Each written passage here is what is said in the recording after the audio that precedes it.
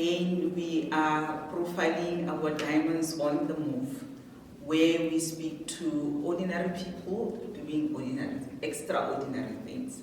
Today we are speaking to Ncebisi Sondlo AKA Dave-holic. Yes, ma'am. Hi Dave, and how are you? I'm good, ma'am. Thank you for having me. Yes, and thank you for being with us on this episode of our Diamonds on the Move. So how do you feel about us selecting you as our Diamond on the Move? I feel honored, and also putting us in the open like that and say, it shows that our city actually does believe in us. And our media also says, let's give our youth an opportunity to enhance their lives so that they can showcase their talents to the broader audience, that okay, we too can do it. Yes, ma'am. Tell us about your childhood. Where were you born? Where did you attend school? Any interesting thing about your childhood? Look, I grew up in the dusty streets of Galeshewe, like Bartley Road, which is known for its hardships, drinking, drugs, and such. And yes, in that state, we used to always, it was not fun. You understand? We grew up in impoverished backgrounds, but I went my school was Ncebisi. That's where now the English came from, because now it's a closer school, and you find out teachers, they will always knock that into your head that you need to be profound and be perfect, because now we always competed against your boys' highs, your girls' highs, and so forth. So we always need to be up a notch every time. Yes, ma'am. Then from primary school, I went to Tireleto. That's where I did my maths and physics and so forth. And that's where now the music part started going in. That's where I started meeting other rappers and musicians, and also other artistries like acting and drama and so forth, baby. You understand? So then from there on, I went to college, where I studied financial management. Yes, ma'am.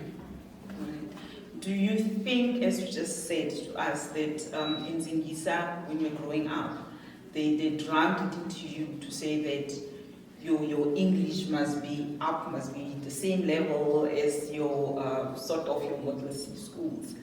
Currently, everybody's talking about you must take pride of what you are or for whom you are. Yes, ma'am. Can you still speak Xhosa? Ma'am, I'm excellent in that. I'm excellent in that. Even though our city is known, now it speaks multiple languages at once. Yes, that's the streets, understand? But I believe also English as a language, it helps us in terms of how we should speak to other people in order to be professional, how to carry ourselves. Then in terms of the Xhosa part, it's good for home, it's good maybe for acting and so forth. Maybe when I talk to people out there, our audience. Yes, ma'am. So yeah, I can speak Xhosa.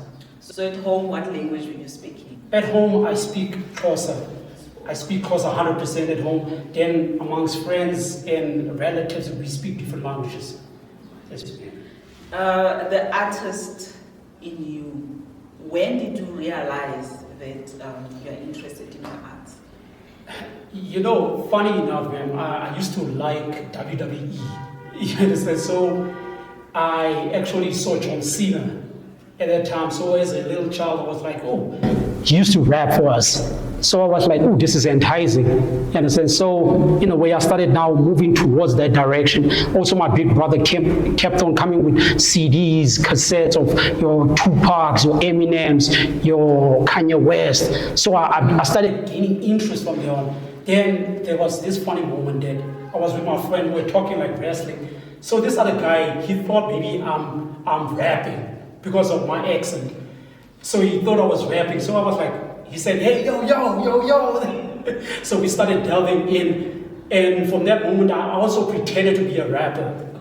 So when I was pretending to be a rapper, he started dissing me, because that's what we normally do as rappers.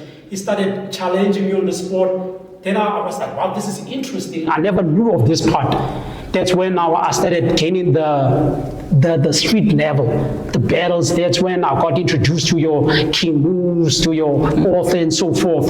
That's when I started knowing, okay, then I started knowing the studios and the battles and so forth. Yes, and that was like 2005 until today, man. That's when then the business part started flowing in around your 2010s, 15s.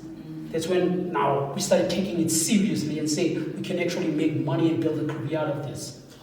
Yes. So have you already made some money out of this? Man, yes, there are some gigs that have paid me, but it is not that good money. You understand that you can say, okay, I can move or build a house out of. But because of such interviews, hopefully people can get to recognize the skills and say, hey, let me book that guy, let me hear what he's all about. They can get to channel and say, even watching the movie, seeing, okay, we can work with these guys, even checking out the music and say, okay, we can use this, use that, and we can actually channel something that is great because we are registered, we are professional with it. Yes, ma'am. And then the acting part, when did you start acting? Acting, ma'am, I could say for a while ago, but I never took it so seriously. It has always been a part of my character, but I never said, I want to take it. Until King Moose, because he keeps on putting me in these little ventures, say, hey, go in. Because there was a previous movie that I was in, which is Ncebisi. So I was an extra in it. So he was like, yo, bro, you need to go in. You need to go in. Even though I was skeptical, I was 1 foot in, 1 foot out, but because I kept on meeting other people, you meet these celebrities and so forth, then you find the life advices they give you, that you find they also started where I'm from. Yes. They actually started also in this hardship, and I can actually take this seriously and go further with it. Yes, ma'am. Your name, your stage name, Yes, ma'am. Dave-holic. Yeah. How did you come about it? Oh, man.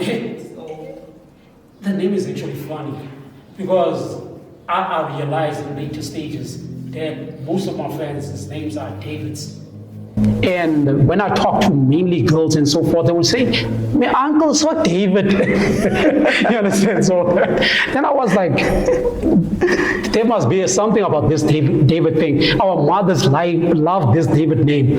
Then I was like, we must be Dave-holics. So which means we are addicted to the name, that is it. And so another part of it, I saw it being something that can build also my character, because I want people to be addicted to me. okay. Because yes, ma'am. Because holic is actually a suffix that says addiction. That stands like your workaholic, your workaholic, your alcoholics, whatever. You understand? Like I'm a Kimberley, rapperholic. Yes, ma'am. So that's how the holic. Yes, ma'am. That's a holic. Yes. Very original. Yes, ma'am. Yes, ma'am. Yes, ma'am. Yes, ma'am. Yes, ma'am. And then just tell us a bit about your childhood. How many siblings do you have? Oh, yeah. I actually have a big brother. You understand? I have a big brother who's one of my influences in terms of this music thing, because he used to write me some rhymes back then. And I have my big sister also, you understand? Even though we are like, but yeah, I have only two, then I have nieces and nephews from there on.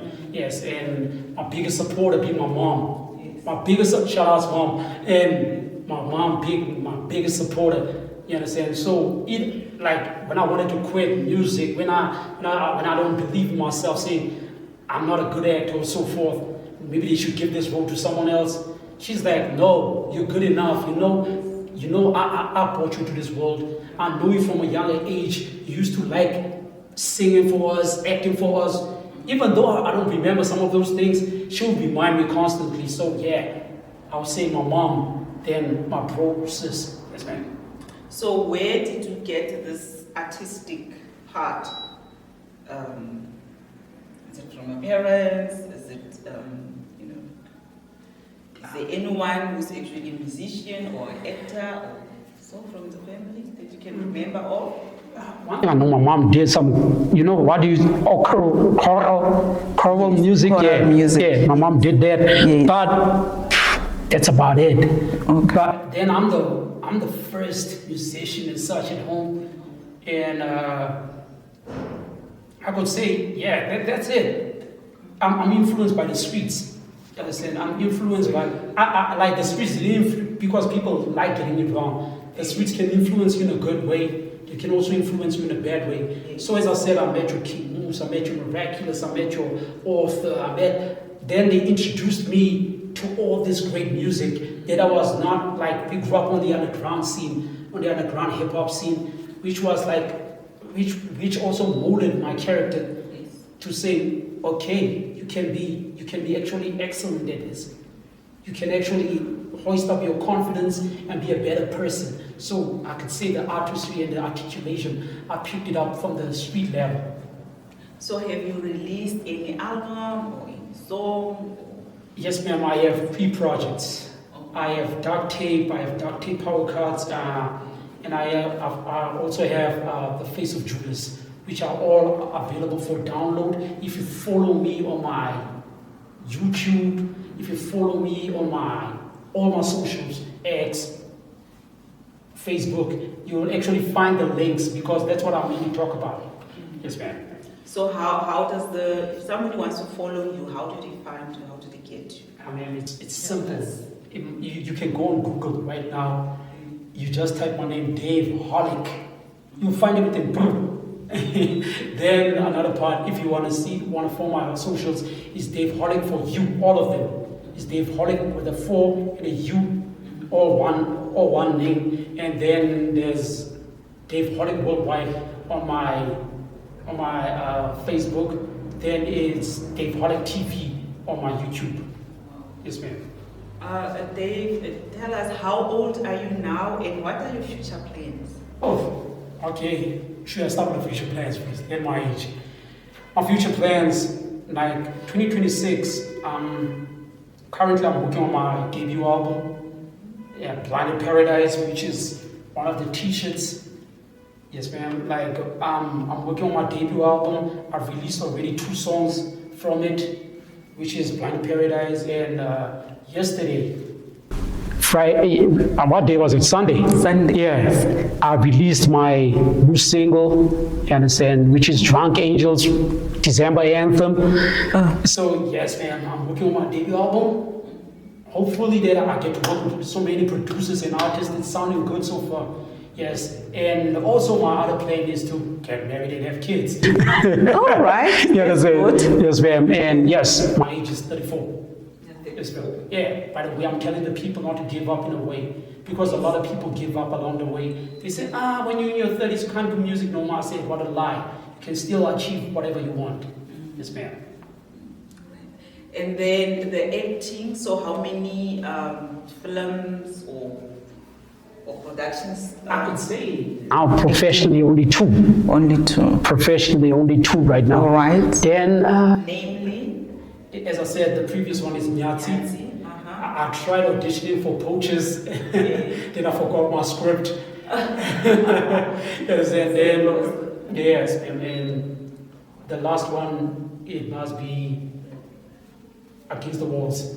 Yeah, that's it. Yeah, Pressed Against the Walls. Yes, ma'am. Right. Thank you very much, Dave, for spending time with us.